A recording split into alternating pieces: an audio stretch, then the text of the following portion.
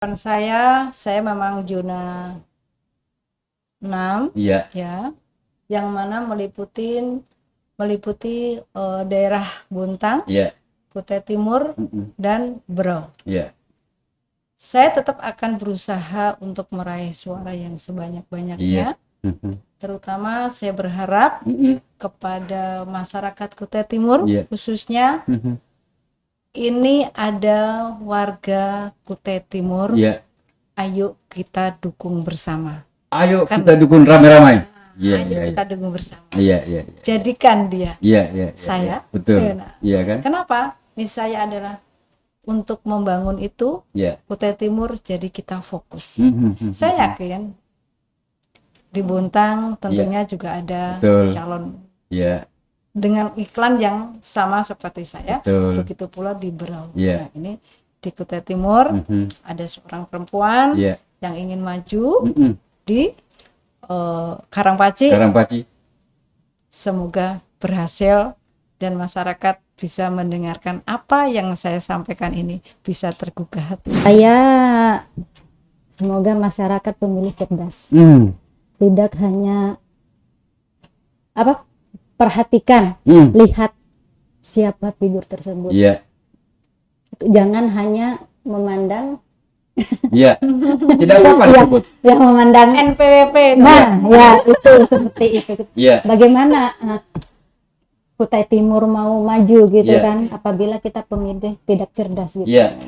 Harapan saya apabila masyarakat mempercayakan saya, tolong dukung saya, biarkan saya berkarya.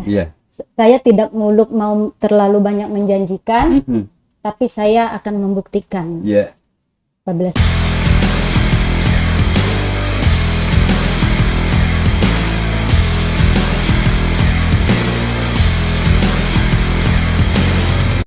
Assalamualaikum warahmatullahi wabarakatuh. Selamat malam. Ketemu lagi dengan Om WP di podcast Om WP. Malam ini saya digeruduk dua kandidat calon anggota DPR. Satu anggota DPRD Provinsi Kalimantan Timur, Dapil 6 yang meliputi Kutai Timur, kemudian Berau dan Bontang.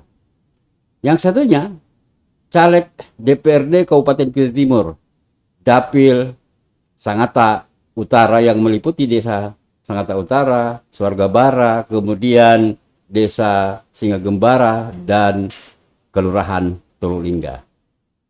Sangat menarik kedua tamu saya ini. Perempuan pekerja keras, perempuan yang terpanggil hatinya untuk mengisi panggilan keterwakilan wanita di DPR, baik di DPRD tingkat 1 maupun di DPRD tingkat 2. Saya sapa dulu tamu saya malam ini, Ibu Haja Sulasi. Assalamualaikum, Bu. Waalaikumsalam warahmatullahi wabarakatuh. Ibu Haja ini saya biasa ketemu sebenarnya, apalagi kalau saya lagi ngobrol sama Bapak suami Ibu Haja ini, Bapak Sobirin Bagus. Nanti kalau kembali atau beliau ada di Sangatta, sampaikan salam saya, Bu. Beliau adalah sahabat saya. Nah, Ibu Haja Sulasi ini adalah calon anggota DPRD tingkat 1 Kalimantan Timur dari Partai Kebangkitan Bangsa. Lalu saya menyapa juga tamu saya yang kedua, Ibu Reni Puspita Mandasari. Saya selalu mengatakan Ibu Reni ini putri Kutai asli Sangatta. Ya, kita memang mendukung wanita-wanita atau caleg-caleg putra-putri lokal agar supaya suara mereka bisa lantang di DPRD. Assalamualaikum. Waalaikumsalam warahmatullahi wabarakatuh, Om WP. Hidup caleg. Yes. Bu Haja, tahun lalu atau periode lalu kan Ibu ikut di caleg DPRD Kabupaten Kutai Timur. Betul. Tidak gagal, Bu, hanya belum berhasil. Betul. Nah, sekarang Ibu terpanggil lagi untuk ikut terlibat atau mengikuti proses pencalekan ini sebagai salah satu kandidat di Provinsi Kalimantan Timur. Ibu, kenapa bukan di kabupaten saja, Bu? Bukankah di kabupaten ini sebenarnya atau di Dapil 1 ini banyak jaringan yang Ibu kenal, banyak jaringan Bapak juga di Dapil 1 ini. Kenapa harus ke provinsi, Bu? Baik, terima kasih atas waktunya. Kenapa saya harus memilih ke provinsi? Awal dari perjalanan saya selama tahun 2014 ya. 2014. Benar dikatakan oleh Bang WP bahwa bukan gagal, tapi belum ada rezeki. Belum ada rezeki, benar, Bu, benar. Belum ada rezeki. Saya tidak putus asa. Tahun 2019 saya maju lagi keberuntungan belum berpihak kepada saya. Oke. 2 kali ini saya belum berhasil, maka saya mencoba niat untuk hijrah. Ke provinsi. Siapa tahu dengan hijrah ini akan membawa keberhasilan saya, bagaimana saya bisa menjadi wakil rakyat. Seperti itu. Alhamdulillah, respon untuk masyarakat, saya menuju ke provinsi luar biasa. Dan saya walaupun seorang perempuan, niat saya untuk menuju ke provinsi tidak hanya terfokus duduk diam, tapi saya bagaimana bisa mengenal masyarakat lebih jauh, khususnya untuk wilayah Kutai Timur. Di kabupaten-kabupaten saya sudah terjun langsung dan bisa berinteraksi dengan beliau-beliaunya, bagaimana sih keadaan untuk wilayahnya, daerahnya, dan masyarakatnya itu bagaimana dan apa harapannya. Dan alhamdulillah semua bisa berjalan baik, dan mohon doanya saya tetap semangat, sehat, dan bisa untuk melangkah menuju ke provinsi. Siap. Saya melihat Ibu betul-betul tidak menyia-nyiakan waktu. Tadi saya juga telah mengambil satu uji coba sebenarnya program Grebek Caleg OMLP itu. Saya mengikuti di mana Ibu sosialisasi, saya melihat luar biasa antusiasme masyarakat. Kemudian Ibu juga saya lihat seperti yang saya katakan tadi, bahwa kesempatan ini digunakan benar-benar untuk memperkenalkan diri ke masyarakat. Harus. Apakah hanya di Dapil 1, Bu? Ataukah memang di kecamatan lain juga sudah melakukan itu? Sudah. Untuk di kecamatan lain seperti untuk di Rantopulo, alhamdulillah dari 9 desa sudah bisa ketemu dengan masyarakatnya, bisa bersosialisasi. Ya mungkin kalau untuk di Sangatta Utara, untuk wilayah Sangatta Utara ada yang kenal, ada yang belum. Maka itu saya juga perlu bersilaturahmi. Untuk di Kaubun saya juga sudah, untuk di Kaliurang saya juga sudah, Sangkulirang, terus di Karangan pun saya sudah. Luar biasa, Bu. Karangan dari sini itu hampir sama jauhnya dari sini ke Tanah Grogol tuh. Itu, Bang WP, kita itu sopirnya tuh perempuan. Jadi kita satu mobil tuh perempuan semua. Luar biasa. Ini semangat kaum perempuan ini bisa menjadi inspirasi sebenarnya untuk caleg-caleg kabupaten nih.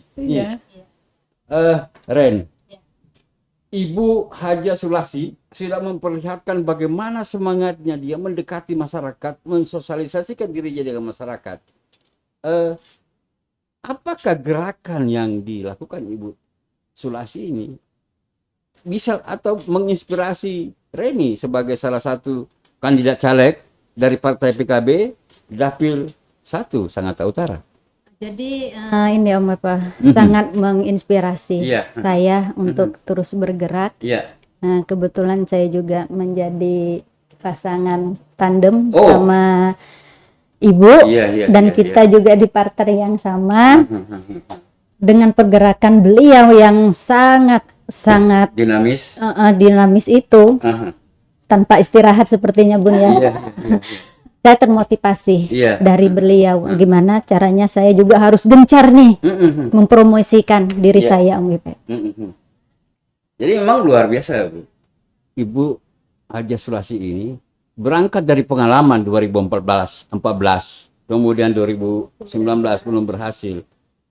Lalu kata Ibu Sulasi ingin hijrah ke Karampaci. Siapa tahu rezekinya di sana kan. Nah, kesempatan yang ada ini ya, mensosialisasikan dirinya, memperkenalkan dirinya ke masyarakat itu sangat luar biasa. Jarang perempuan yang bisa melakukan hal serupa. Artinya bahwa segala jiwa raganya itu sudah diserahkan ke dunia politik tuh. Gimana Bu Reni? Apanya? Iya. Ya, saya sangat pertama tadi kan sangat motivasi bagaimana beliau kesana kemari hanya dengan supir yang perempuan sangat energik gitu kan, tanpa ada laki-laki yang mendampingin itu kan, untuk beliau mendatangkan masing-masing kecamatan karena jangkauan beliau kan sangat jauh gitu. Dan untuk saya sendiri di Kutai Timur juga kan, Om BP, pasti saya mempromosikan beliau. Bagaimana nanti beliau Ibu Haja Sulasi bisa untuk duduk di provinsi, dan pastinya saya juga berharap saya bisa duduk untuk di Kutai Timur, di mana nanti program kita kan pasti ada kerjasama. Jadi semua caleg itu punya peluang yang sama untuk dipilih oleh rakyat, kemudian duduk sebagai wakil rakyat. Jadi jangan berpikir saya wanita nanti tidak duduk. Jangan, pria atau wanita itu sama kedudukannya di dunia politik. Makanya undang-undang memberikan kesempatan 30% kepada kaum perempuan itu. Nah, kita berharap dari 30% itu bukan 30% yang jadi. Kalau bisa ya 50%. Nah, salah satunya misalnya di Kabupaten Kutai Timur itu adalah Ibu Reni dari Partai Kebangkitan Bangsa. Amin. Apalagi sudah ada mentor nih Ibu Sulasi ini. Memberikan semangat kepada caleg-caleg PKB yang ada di Kabupaten Kutai Timur untuk bergerak bersama. Jadi itu juga semangat saya, Om WP. Ya saya nggak mau kalah juga sama Ibu Sulasi. Beliau gitu kan energik, bisa mendatangkan 9 kabupaten tadi ya Bun ya? 3 kabupaten. 3 kabupaten gitu kan. Masa saya yang hanya di Kutai Timur tidak bisa gitu. Jadi dari jadi semangatnya beliau, saya minta mencontoh, saya harus bisa. Harus bisa. Betul. Seperti itu. Kalau kita sudah berikhtiar maksimal, berusaha semaksimal mungkin, kemudian pada akhirnya bukan rezeki kita, itu tidak masalah. Tidak masalah. Yang penting proses politik kita sudah jalani. Benar. Sebagai salah satu pengalaman, salah satu guru, agar kedepannya ibu dan kawan-kawan ibu atau caleg-caleg lain bisa mengatur strategi lain, seperti yang dilakukan oleh Ibu Sulasi tadi. 2 kali beliau belum berhasil. Jadi di kesempatan ketiga ini, beliau ingin betul-betul meraih kemenangan itu dan tanpa memperhitungkan waktu, gaspol. Jadi kegagalan itu bukan berarti kita harus mundur gitu Jadi kegagalan pertama, kegagalan kedua, anggap itu suatu akan menjadi kesuksesan kita. Jadi jangan anggap kegagalan itu kita down.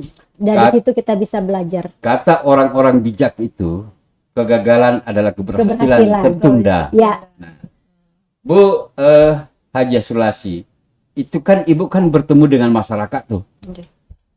Tentu saja bermacam-macam permintaan masyarakat terkait dengan para caleg yang turun ke lapangan. Bagaimana Ibu menghadapi itu? Saya tidak berani terlalu banyak janji. Bagi saya janji itu adalah tanggung jawab yang sangat berat. Betul. Sekiranya hal-hal apa yang beliau sampaikan dan saya bisa untuk menanggapi atau untuk merealisasikan, ya sedikit banyak akan saya tampung, walaupun tidak langsung biuk, kan tidak seperti itu. Akan saya tampung dan kalau memang saya mampu, insya Allah saya laksanakan.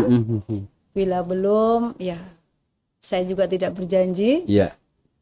Untuk kedepannya segala sesuatunya pasti kita kalau mau menuju ke sana pasti ada tujuan. Betul. Apa sih tujuannya ke sana itu? Nah, untuk bisa menjadi wakil rakyat yang memang benar-benar bisa menampung aspirasi masyarakat. Iya.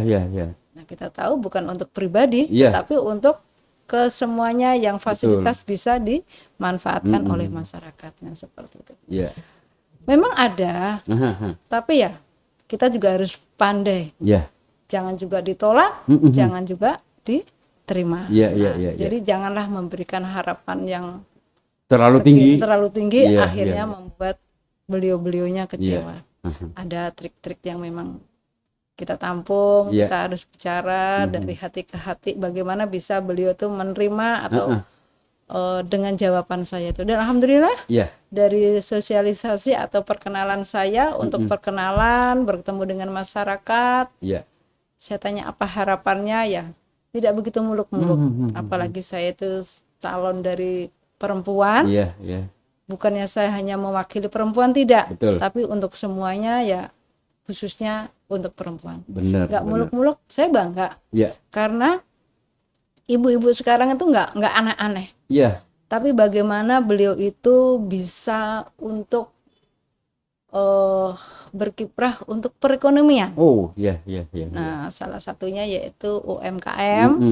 Karena dalam pemerintah sendiri juga sudah ada dana yang disisihkan untuk pelaksanaan setiap RT untuk kegiatan UMKM itu. Nah, bagaimana kita itu nanti tinggal mensupport ke belakangnya, gimana sih nanti biar lebih maju lagi. Terus mereka juga banyak sharing. Ya mohon maaf, saya sendiri juga orang yang senang terjun untuk ke masyarakat, dan saya juga orang penjual jualan. Bagaimana sih Bu untuk begini-begini, ya kita akan memberikan trik-trik bagaimana sih bisa berjualan dengan baik, dengan kalau seandainya untuk yang berkemasan atau dengan rasa itu bagaimana. Nah, kita bisa sharing seperti itu dengan beliau-beliaunya. Ini luar biasa nih Bu Selasini. Nah, salah satu produk UMKM Kutai Timur yang sudah berhasil diekspor ke luar negeri itu yang ada di meja ini Bu. Luar biasa. Ini yang membuat kita cantik. Iya, ini bedak lotong nih. Jadi orang bilang apakah itu sponsor? Oh, enggak. Ini kemenakan punya. Saya pajang di sini. Alhamdulillah banyak yang nelpon. Berapa harganya? Saya kasih nomor WA-nya ke pemilik atau yang kemenakan yang punya produk ini. Nah, Bu Reni, UMKM. Bukankah Ibu Reni sebagai ketua Gerakan Ekonomi Kreatif Kabupaten Kutai Timur? Ini agak nyambung nih diskusinya nih. Nah, bagaimana menanggapi itu Bu Ren? Ya, tadi tentang UMKM kan. Satu program nih sama Ibu ini. Kebetulan saya ketua GKAP untuk khusus Kutai Timur. Di situ juga menyangkut tentang usaha-usaha ibu rumah tangga pastinya gitu kan. Gimana nanti misal ada jual seperti ini kan Om WP, ini bisa dimasukkan ke Gekrap. Gitu. Jadi misal promosi seperti ini kan itu nanti kan di bawah naungan Gekrap. Itu baik itu dari segi misalkan makanan, minuman dan apa saja pun itu bisa di bawah naungan Gekrap. Bisa di bawah naungan UMKM yang dibina oleh Gerakan Ekonomi Kreatif. Tetapi ini Bu, ini sudah ekspor Bu. Ini sudah hebat ini. Ini sudah sangat hebat ini. Sudah masuk televisi Jakarta ini Om WP. Sudah masuk. Saya akui. Sudah pernah podcast juga di sini nih. Iya kan? Dari belum ada apa-apanya sampai sekarang. Alhamdulillah. Halo Hen, ini lagi promosikan bedak lotong nih dengan ibu-ibu caleg nih. Nah, Ibu Reni, saya tertarik dengan program Ibu itu sebenarnya terkait dengan bagaimana mengelola sampah non organik, kan menjadi eco-enzim. Nah, ternyata di teman-teman di kelompok bank sampah itu sudah bisa menciptakan sabun cuci. Sabun cuci dari eco-enzim menjadi sabun cuci yang rumahan itu. Pernah juga kita podcast di sini terkait itu. Karena saya selalu mencari hal-hal yang aneh yang bisa menarik perhatian orang. Termasuk kenapa saya podcast caleg dia? Karena saya anggap ini menarik ini. Iya, Apalagi kan tahun politik. Iya. Iya kan? Ini bukan kampanye sebenarnya. Ini mensosialisasikan aja tuh. Benar. Nah gitu Bu Reni.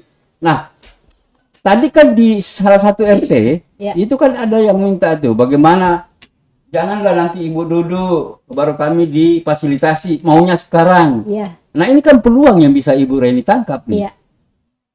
Bisa melakukan pelatihan daur ulang sampah non organik menjadi ekoenzim. Iya. Dan menjadi pastinya nilai ekonomi dong. Iya. Karena Nah, itu bisa mengurangin ekonomi utama kan keperluan ibu-ibu rumah tangga. Setidaknya berapa persen lah itu seharusnya pengeluaran yang tadi 10% kita bisa kurangi dengan caranya itu tadi. Gitu. Tetapi kan begini Bu Haja Sulasi, bahwa kebanyakan kan masyarakat kita selalu ingin di depan. Ibarat kita mengkredit mobil itu loh. Mobilnya belum ada, maunya DP duluan tuh. Itu kan yang dihadapi oleh para caleg sebenarnya. Betul. Nah, untuk mensiasati itu gimana Bu Haja Sulasi? Misalnya, nah ini sudah ada bagus nih. Ada programnya Ibu Reni itu terkait dengan bagaimana mengelola sampah non organik tadi menjadi nilai ekonomi, menjadi ekoenzim, kemudian bisa dikelola untuk meningkatkan ekonomi masyarakat.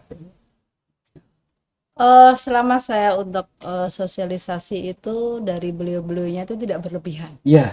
Contoh di majelis. Iya. Ya mungkin ya kita tahu lah kadang-kadang. Betul. Soundnya itu rek. Iya. Kita harus peka sedikit. Betul. Ya, sudah. Apa salahnya sih? Iya. Untuk majelis. Betul. Nggak masalah. Kan nggak terlalu mahal. Iya. Anggap aja bersedekah Bu. Nah, seperti itu. Luar biasa Ibu. Terus tadi yang ada lagi juga bagaimana sih kita tuh kepingin bagaimana kita menjadi seorang ibu tuh tidak hanya ibu rumahan, kita pengen punya aktivitas, pengen punya pekerjaan. Oke, nggak masalah. Sekarang kita tuh bisa memberikan pembinaan lewat RT itu seperti pelatihan. Mungkin dalam satu masyarakat pasti ada yang pintar memasak atau membuat kue atau keterampilan. Nah, disitulah nanti kita akan bekerja sama dengan Bu RT untuk masyarakatnya atau anggotanya itu apa sih skillnya. Nah disitulah kita nanti akan memberikan pelatihan. Untuk pelatihan kan tidak harus menunggu kita harus duduk. Betul. Bagaimana kita bisa memberikan pelatihan walaupun itu nanti di sini sebenarnya banyak. Seperti di Rudina itu juga sudah berjalan untuk UMKM-nya pembuatan keripik, untuk batik atau untuk membuat tas yang dari eceng gondok ya. Itu juga sudah berjalan. Saya juga kemarin sudah ke sana dan saya kemarin juga bilang seandainya niat saya diijabahi, saya itu melihat di Jogja itu bagus sekali. Nah itu bagaimana nanti kita tingkatkan lagi kualitasnya. Kita akan pergi untuk ke sana. Nah ini kan kesempatan Bu, bahwa seorang kandidat atau caleg itu bisa mendapatkan kesempatan ketika masyarakat meminta untuk dibina. Jadi caleg-caleg yang membina sebuah komunitas, katakanlah komunitas di sebuah RT misalnya, itu kan lebih mendekatkan ikatan emosional antara masyarakat dengan calegnya. Nah itu juga salah satu bagian daripada bagaimana kita mengikis yang namanya money politik. Karena money politik ini sangat menyakitkan sebenarnya. Betul sekali. Misalnya Ibu Sulasi tidak mau atau Ibu Reni tidak mau, caleg lain yang memberikan. Iya kan? Nah inilah sakitnya demokrasi kita saat ini. Tapi kita bisa siasati Bu dengan cara tadi itu. Betul, memberikan pelatihan-pelatihan yang memang bisa bermanfaat untuk beliau-beliaunya, tentunya yang menghasilkan untuk perekonomian. Saya bangga ibu-ibu sekarang tuh sudah berpikir seperti itu. Mungkin karena semakin mahalnya biaya hidup, anak sekolah perlu biaya, terus untuk kehidupan itu seperti itu. Jadi ada tergerak hatinya, aku harus bisa bekerja dan menghasilkan sesuatu yang manfaat.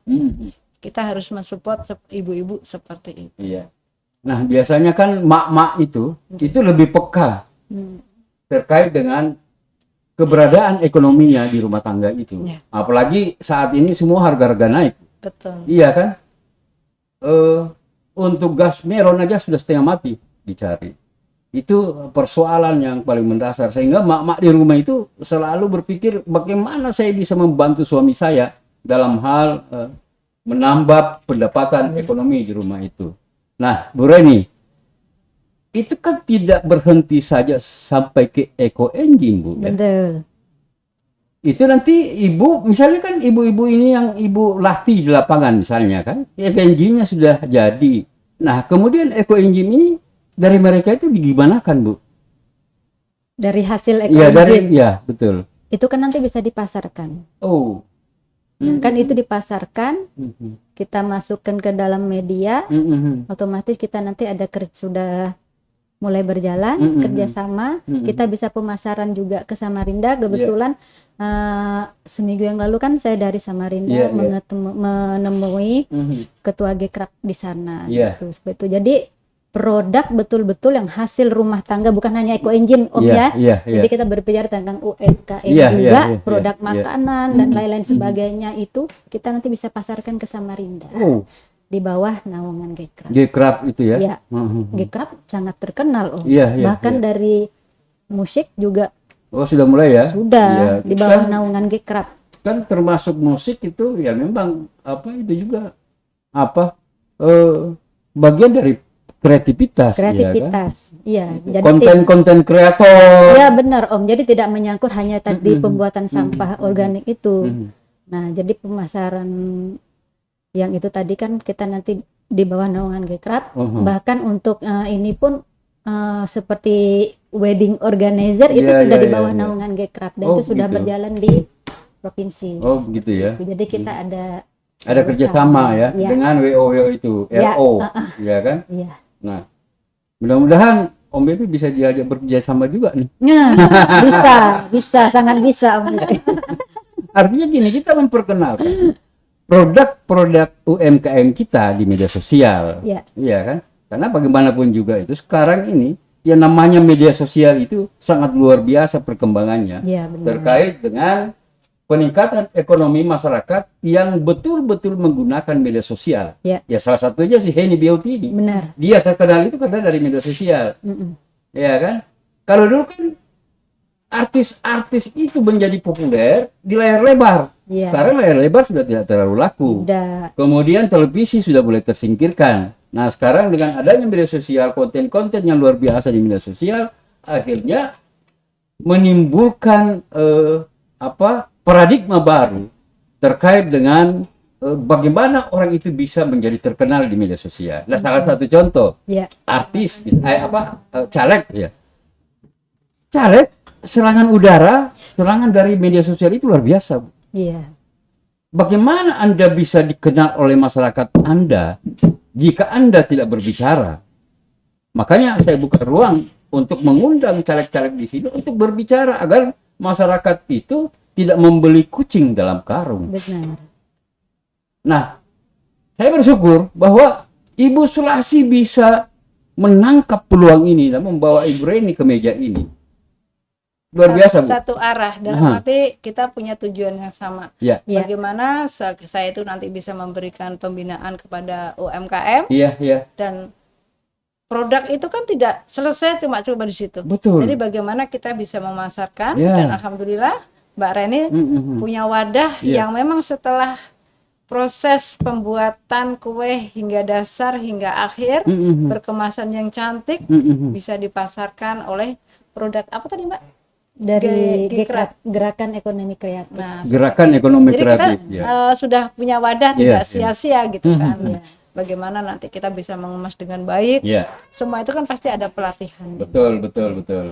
Nah, tergantung dari masyarakatnya lagi mau bergerak. Tapi masyarakatnya sekarang luar biasa mau. Karena apa? Satu, karena untuk biaya hidup sekarang ini untuk perawatan diri pun memerlukan biaya. Seperti itu. Kadang-kadang ada biarin aja aku makan apa adanya, yang penting aku cantik. Untuk perawatan tuh saya kira nomor satu. Nomor satu, betul, betul. Saya teringat dengan apa yang dikatakan ya lagi-lagi ke Henny ya, yang memiliki produk bedah lotong ini. Dia bilang, Om, saya itu yang saya perhatikan itu adalah suami saya, katanya kan, mata suami saya maksudnya begitu. Nah, agar supaya suami saya tidak melirik ke wanita lain, makanya saya harus perawatan dan menggunakan bedah lotong. Iya kan? Persoalan perut itu persoalan di belakang. Yang penting bagaimana saya bisa kelihatan selalu cantik. Betul. Di samping suami. Itulah hebatnya perempuan-perempuan yang menyadari bahwa di era sekarang ini tanpa perawatan ya tidak perlu yang mahal-mahal. Yang murah banyak ya, seperti bedah lotong ini misalnya kan. Itu. Lah, Bu, itu sudah Sangkulirang, Kaliorang, Kaubun sudah ke sana semua, Bu. Ya. Itu diantar Bapak atau gimana, Bu? Enggak. Oh, Pak Haji Sobirin tidak antar? Enggak. Oh, luar biasa juga, Bapak itu apa ya? Memberi apa ya, kepercayaan sepenuhnya, bukan berarti kamu nanti jadi, bukan karena saya aku, gitu. bukan karena saya, tapi bagaimana kamu bisa berusaha sendiri. Seperti itu. Bapak tuh didikannya sangat luar biasa. Iya. Tahun 2000 berapa itu saya sudah mulai kenal beliau, Pak Haji Sobirin itu. Memang sahabat yang baik, selalu memberikan ketenangan jiwa. Beliau kan memahami seluk-beluk agama. Jadi kalau saya bertemu dengan beliau itu selalu ceramah, memberi bekal agar keimanan kita semakin tebal. Itu luar biasanya Pak Haji Sobirin, Ketua Partai Kebangkitan Bangsa Kabupaten Kutai Timur. Iya. Nah, kemudian Bu, di Kabupaten Kutai Timur ini apakah semua wilayah atau dapil itu dipenuhi oleh caleg-caleg PKB? Alhamdulillah untuk saat ini semuanya terpenuhi. Terpenuhi ya, 40 ya? 40, ya, terpenuhi semuanya. Nah, dari situ kan sebenarnya Ibu bisa menjadi tandem semua caleg-caleg PKB itu. Rata-rata 200 lah satu orang misalnya kan. Dia sudah 8.000 suara. Belum lagi dari Ibu cari sendiri ya kan? Itu. Saya pikir di Kutai Timur saja Ibu keliling itu bisa terpenuhi. Makanya saya prioritaskan untuk Kutai Timur. Kenapa? Bukan berarti saya meninggalkan untuk kabupaten yang lain yang dapil saya, tapi karena saya orang Kutai Timur, bagaimana saya bisa membangun untuk Kutai Timur. Luar biasa, Bu ya. Seperti itu. Makanya saya prioritaskan untuk Kutai Timur. Semoga dengan saya terfokus pada 18 kecamatan ini, suara yang saya target insya Allah kalau memang Allah mengizinkan akan tercapai. Semua atau segala sesuatunya itu kan sudah ditakdirkan oleh Tuhan. Tetapi takdir itu tidak akan datang kalau kita tidak usaha. Tidak usaha, iya kan? Nah, banyak juga orang yang ngomong begini, Bu. Kamu gagal itu karena memang takdirmu sudah gagal. Bukan sebenarnya. Iya kan? Yang bisa merubah takdir itu kan usaha dan doa. Betul. Makanya Roma Irama ada lagunya itu kan, berjuang dan berdoa kan? Itu. Jadi di dapil kecamatan Sangatta Utara aja ini kalau tidak salah itu sekarang ada sekitar lebih 80 ribuan pemilih. 85 ribu ya. 85. Itu daftar pemilih belum tetap kan? Tetap. Oh sudah tetap ya? Sudah ditetapkan. Kan nanti ada pasti nggak seluruhnya. Iya betul. Sebenarnya kalau saya untuk meraih suara yang harapan saya itu kalau mau di dapil Sangatta Utara sih bisa. Cuma kan kita tidak bisa seperti itu. Betul. Kalau saya hanya fokus di sini, saya loh calon provinsi. Iya. Saya juga harus terjun ke bawah-bawah biar tahu bagaimana saya bisa menjadi calon wakil rakyat. Kalau saya tidak terjun langsung ke masyarakat. Iya. Seperti itu. Tidak tahu bagaimana keadaan masyarakat kita di bawah. Betul. Makanya saya tetap ini mungkin nanti akan ke Muara Bengkal, ke Morencalong, Batu Ampar. Nah, zona sana memang yang belum saya kunjungi. Iya. Tapi kan di sana juga kan banyak caleg-caleg dari PKB, Bu. Ada. Bisa jadi tandem. Sudah. Iya kan? Silaturahmi komunikasi pasti ada. Iya. Kalau bisa ya caleg-caleg itu juga digiring ke podcast ini, Bu, agar supaya mereka bisa juga berbicara di depan publik ya kan. Siap. Walaupun sebenarnya berbicara dengan WP, tapi kan di media sosial itu bicaranya dengan publik. Nah, nanti Pak Sobirin ke sini. Insya Allah. Iya. Saya udah janjian dengan beliau. Katanya di atas tanggal 13 beliau ada di Sangatta kalau tidak salah. Kemarin sempat nelpon waktu beliau menuju ke Sangkuliran ya. Nah, Bu Reni langkah-langkah sosialisasikan dirinya ke lapangan itu ke masyarakat di daerah Sangatta Utara, Kecamatan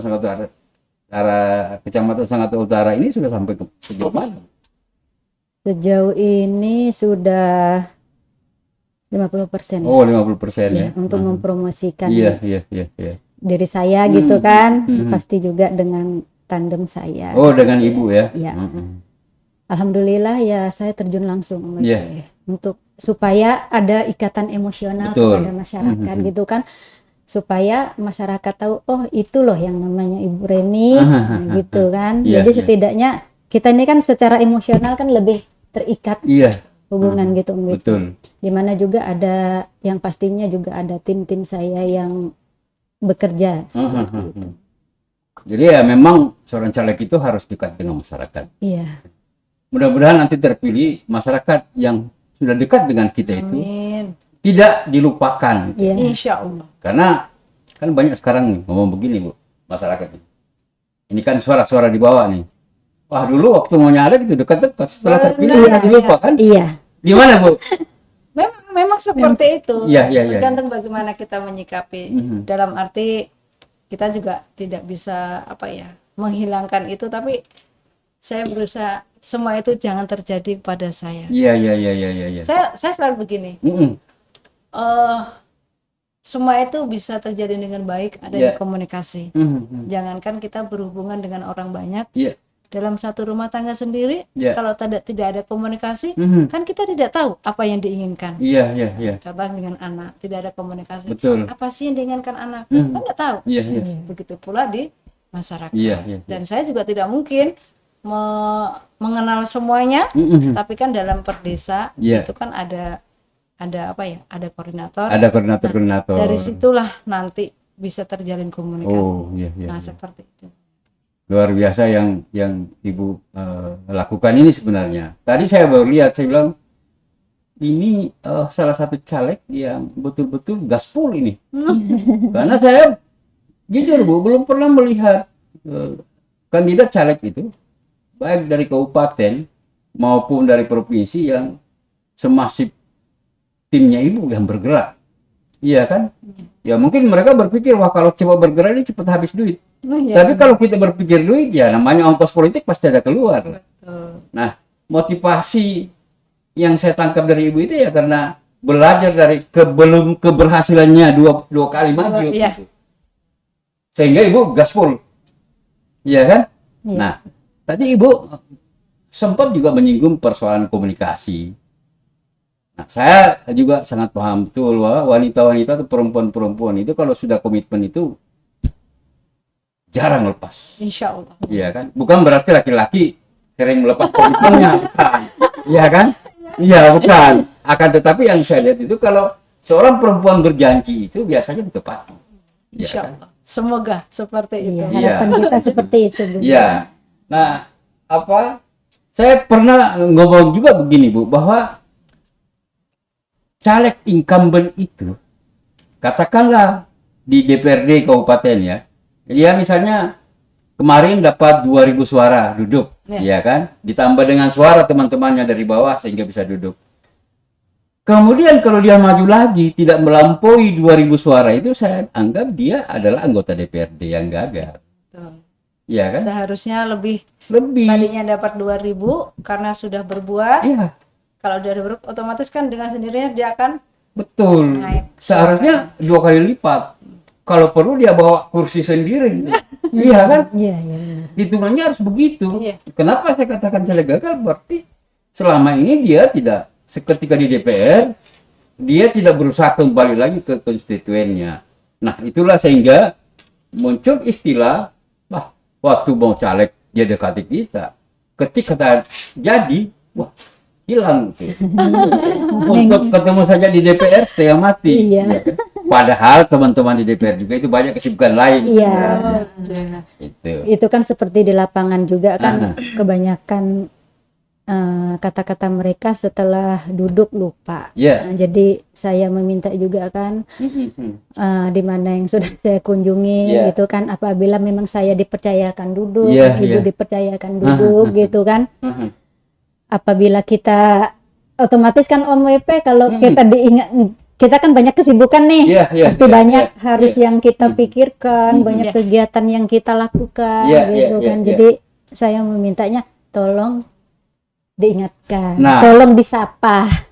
Podcast ini sebagai jejak digital, di mana caleg-caleg itu pernah berkata di sini, itu akan dilihat oleh masyarakat. Dulu waktu di podcast Om BP kamu ngomong begini, kalinya kau terpilih kok tidak begitu. Jalurnya sudah lain. Makanya podcast ini akan menjadi sebagai jejak digital para caleg yang pernah muncul di sini. Iya kan? Jadi tidak perlu ditagih janjinya. Nanti dipotong-potong videonya itu dikirim ke dia tuh. Kamu ngomong gini tuh. Iya, jadi ini luar biasa nih, ibu-ibu perempuan hebat ini yang ada di depan saya. Lalu gimana Bu? Iya, jadi kan saya untuk Kutai Timur sendiri dan beliau untuk provinsi, niat kita kan apabila kita dipercaya untuk mewakili duduk di Bukit Pelangi, kita sudah kerjasama. Satu di Bukit Pelangi, satu di Kalampaci. Jadi maksudnya nyambung kerjasamanya otomatis untuk Kutai Timur. Pastinya untuk melakukan perubahan Kutai Timur baik seperti itu, menjadi yang lebih baik lagi. Ke masyarakat bila percaya, kasihlah kesempatan kepada kami supaya kami bisa berkarya seperti itu. Jadi apa yang kami inginkan itu bisa terlaksana. Amin. Ya, keinginan dari caleg ini untuk duduk. Nah, ketika keinginan itu terwujud, duduk di sana akan memfasilitasi kebutuhan masyarakat yang diwakilinya. Apakah begitu, Bu? Dalam arti begini.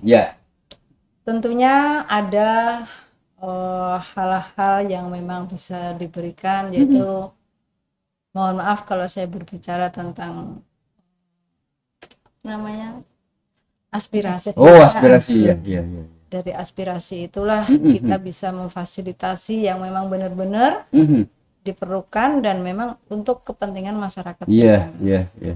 Kita tidak berbicara untuk masalah pribadi. Nggak mungkin dong DPR ngurusin pribadi. Tentunya fasilitas yang memang dibutuhkan oleh masyarakat bersama, dan kami untuk bila ini bisa menampung aspirasi masyarakat. Kan ada reses. Maksudnya reses pun untuk menampung aspirasi masyarakat. Bagaimana nanti kita bawa saat rapat di pemerintahan. Maaf nih, saya belum pernah duduk di sana. Mungkin kalau saya ngomong salah nih mohon maaf. Tidak salah, karena kan ibu selalu berdiskusi dengan Bapak. 3 periode Haji Sumirin itu pasti diskusinya dengan istri, benar. Pasti ibu bertanya gimana sih di DPR itu. Makanya kalau ibu jelaskan malam ini nggak salah. Seperti itu kita sampaikan bahwa masyarakat berkeinginan seperti ini. Ada kalanya yang memang bisa dihandle oleh DPR sendiri, ada kalanya yang harus dihandle oleh pemerintah. Seperti itu. Nah, luar biasa, ibu ini sebenarnya sudah banyak belajar sama Bapak. Kan? Benar. Kan? Atau jangan-jangan ini nelpon Bapak dulu nih. Saya diundang Om BP ini bicara apa nanti? Kan biasanya kan begitu tuh. Tapi it's okay. Kalau persoalan mencari kehidupan lain selain usaha yang ibu tekuni sekarang ini, sebenarnya kan apa yang ibu usaha ibu itu kan sudah lebih dari cukup sebenarnya. Saya paham betul tuh. Iya kan, sudah lebih dari cukup sebenarnya. Akan tetapi ya mungkin ada persoalan lain, Bu. Kenapa harus ikut di dunia politik? Ya karena apa? Orang mengatakan bahwa apa sih yang dicari? Mohon maaf. Dari segi ekonomi kan ibu udah cukup. Betul. setidaknya dengan sudah cukupnya saya ini, bagaimana saya benar-benar bisa berbuat untuk masyarakat. Nah, seperti itu.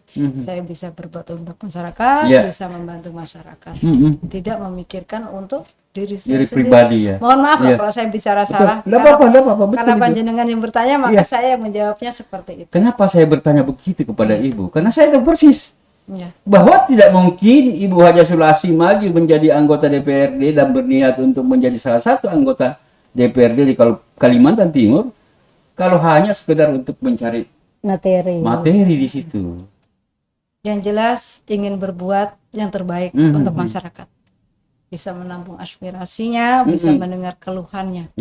Mohon maaf, saya juga masyarakat biasa, saya juga aktif di organisasi, saya tahu bagaimana harapan mereka. Seperti itu. Boleh bocoran, Bu? Kira-kira apa harapan yang paling fundamental, yang paling diinginkan oleh masyarakat? Kalau seperti ibu-ibu, kalau kita seperti di masyarakat itu tidak banyak sebenarnya. Mereka tuh mintanya pembinaan-pembinaan.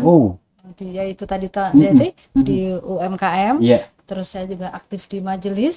Bagaimana mereka itu bisa mempunyai ibu angkat.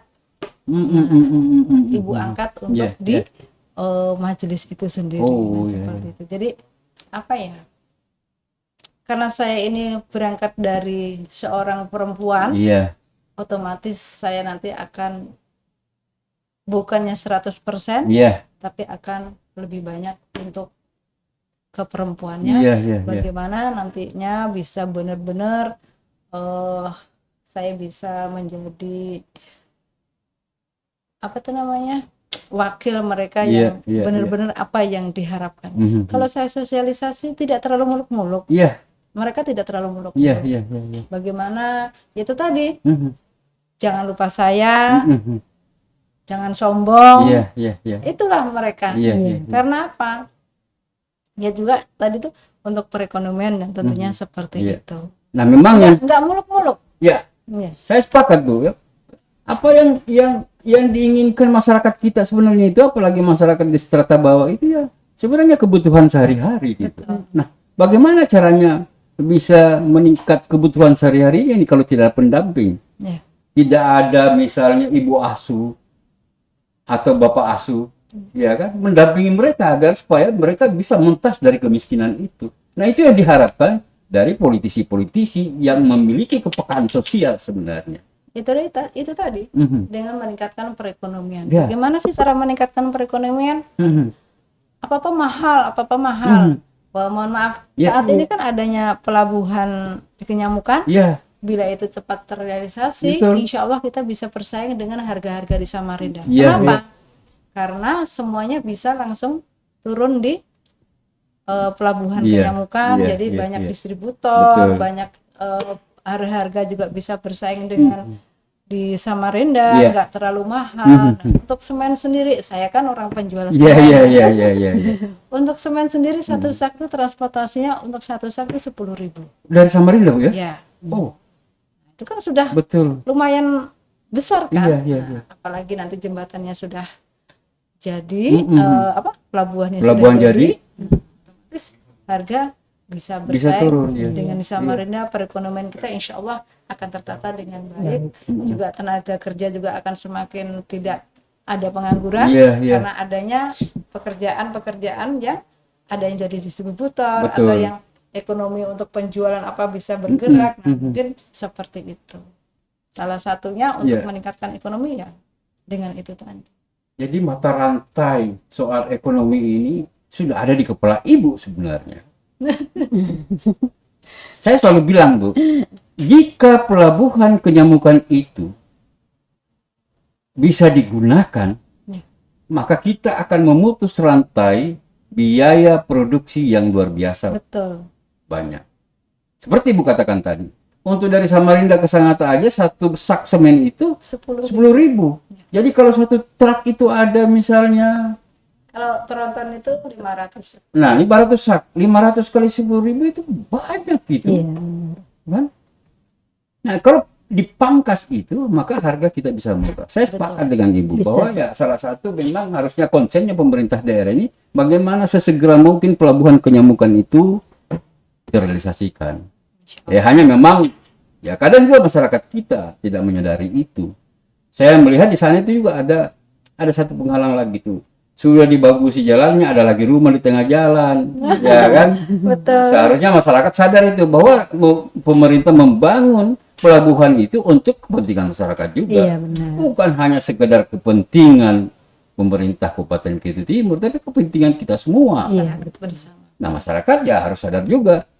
Dulu kan tidak ada rumah di situ, saya tahu persis di situ tambak semua. Tiba-tiba ada rumah. Nah kemudian rumah itu dijadikan apa semacam tawar menawar dengan kontraktor yang ada di sana, kan kasihan juga, Bu.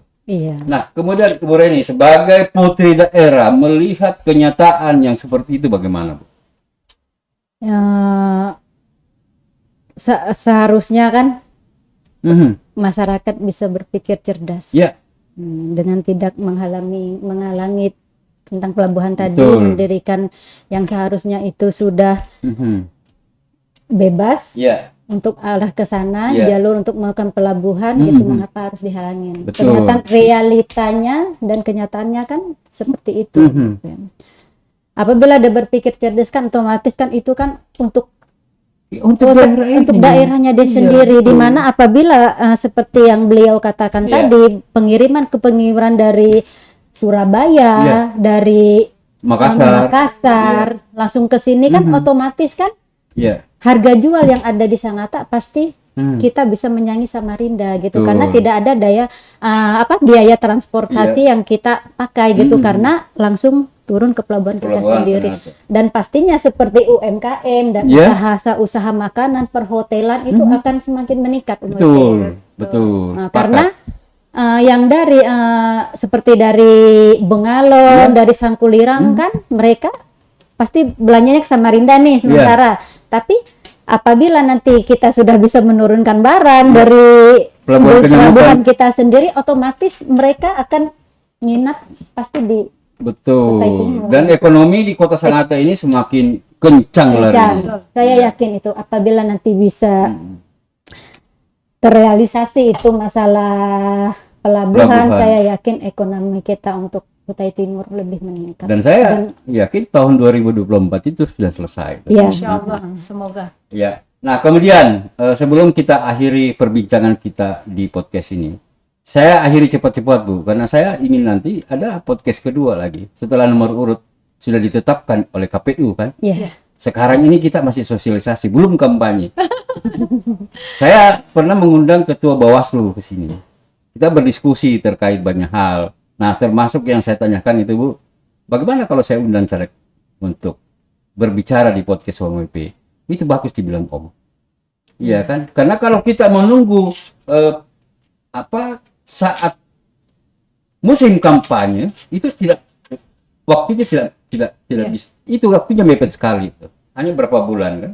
Nah, sementara banyak yang harus didatangi oleh para caleg ini. Takutnya nanti antara caleg yang satu dan caleg yang lain dari partai yang berbeda itu tabrakan di lapangan. Walaupun jadwal kampanyenya sudah diatur oleh KPU.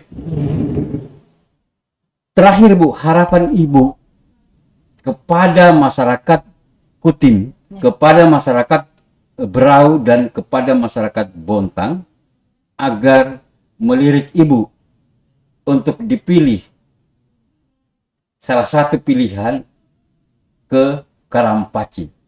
Silakan, Bu. Terima kasih. Harapan saya memang zona 6 ya, yang mana meliputi daerah Bontang, Kutai Timur dan Berau.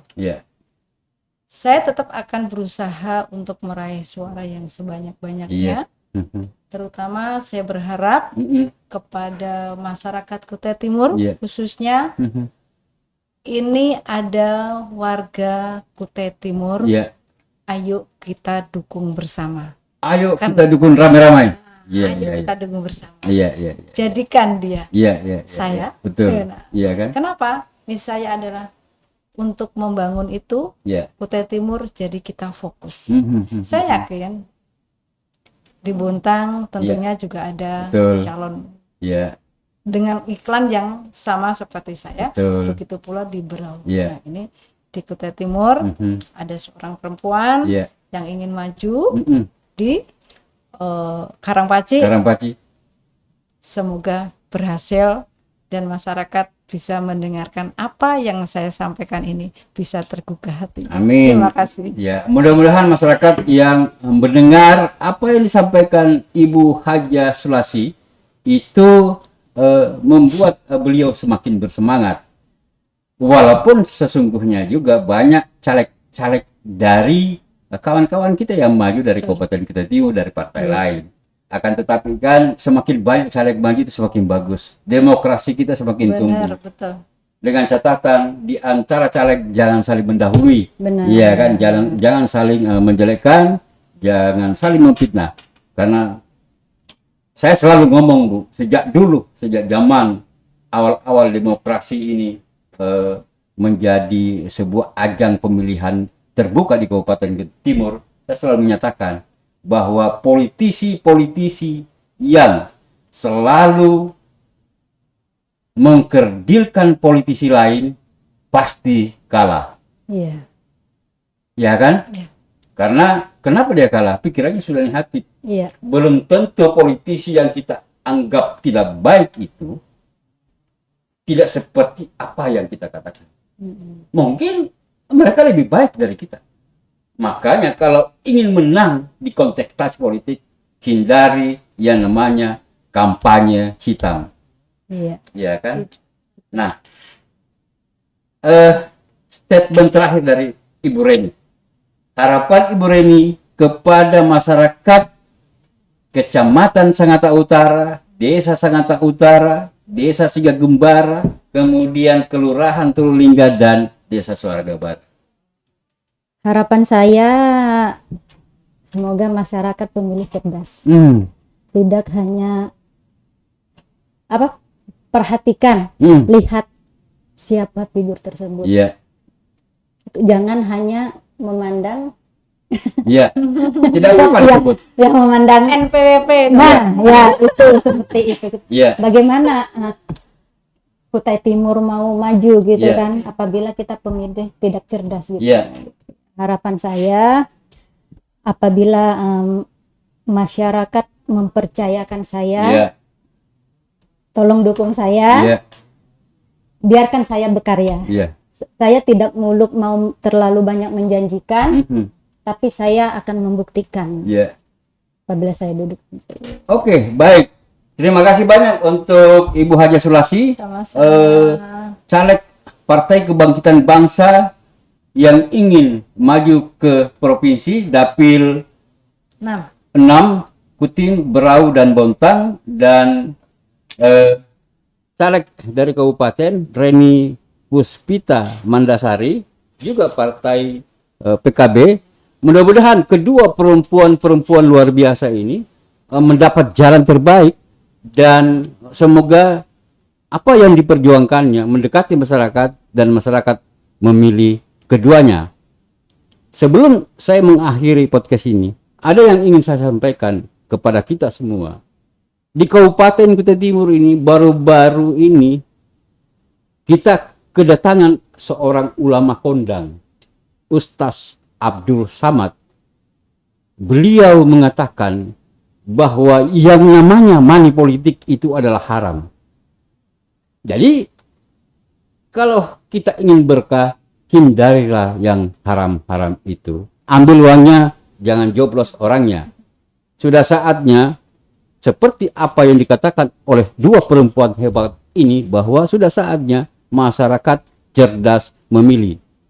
Mari kita bersama-sama untuk menghilangkan yang namanya NPWP. Nomor piro, wani piro. Karena itu yang akan merusak demokrasi kita. Saya akhiri. Assalamualaikum warahmatullahi wabarakatuh.